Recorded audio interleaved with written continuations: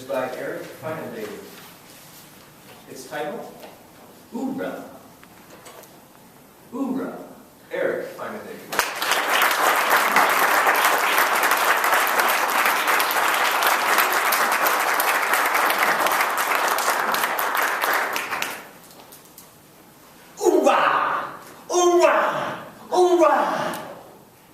No, that's not the war cry of us speech contestants.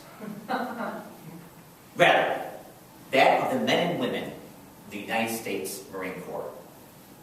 It is a chant that signifies the readiness to uphold the values of teamwork, loyalty, and that no one will be left behind.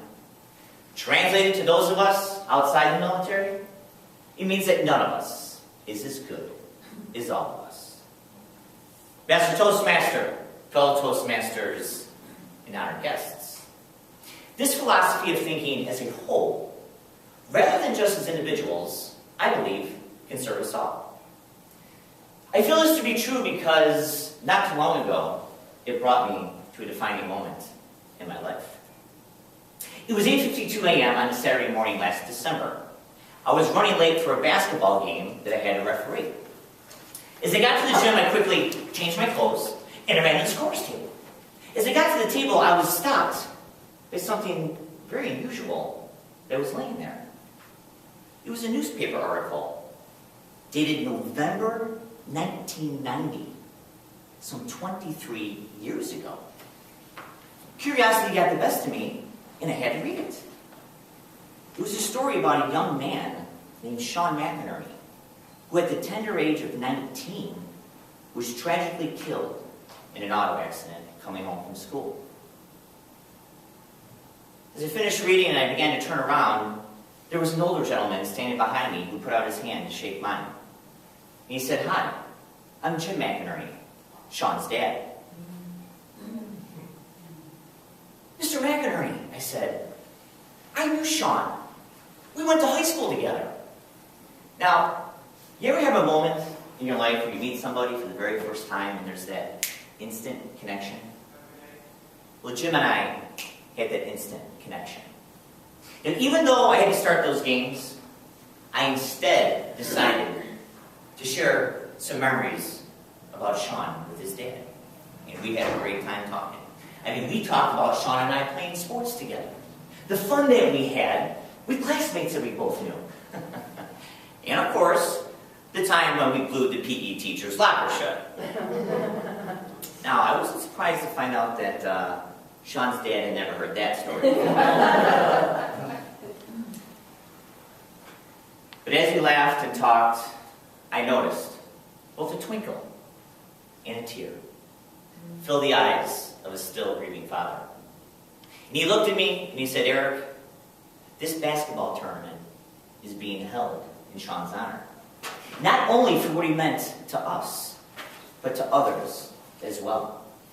Because you may not be aware, but at the time of Sean's death, his heart was donated so that someone else may have life." So true that none of us is as good as all of us. But I have to admit something. That conversation actually bothered me because it brought up a nagging question that had been irking me for a long time. Am I doing enough to help others? Now, sure, I'll donate money to worthy causes if I have it. I'll give of my time to help others if I'm available. Heck, every year I even buy Girl Scout cookies. But Sean, he gave his own heart to a complete stranger. Now, when I look at that, is it just me, or does anybody else have feelings of inadequacy? And I took that frustration with me as I did the games. As I finished up and I was leaving the building, I once again was stopped by Mr. McInerney. He put out his hand again, but this time he simply said, "Thank you." It's those two words that made sense of it all for me. Answered my nagging question and solidified the concept that none of us is as good as all of us. Because you see, before that chance encounter, Sean's dad and I, we were just two individuals living our daily lives. But after a brief conversation, a synergy was formed, and we both walked away as better people. I received validation that if we simply make time for others and offer a warm smile, a handshake, or a few kind words, usually that's all it takes to make a difference. Jim, well, he walked away with new and fresh memories about his lost and beloved son. And Sean, well, he proved that sometimes an act of kindness can literally save a life. None of us is as good as all of us. I believe we can all be more fulfilled if we follow that philosophy. Because the reality of our humanity is that we live in a world of hostility. Too often we hear of a shooting spree and senseless casualties. No longer should we have to endure the anniversary of a tragedy. Now, I'm not naive to believe that we can live a life free of anxiety. And I'm not saying that we always have to agree. Well, what if we followed the legacy of Sean McInerney and focused on family and community? How different then would our society be? Could we live more in harmony?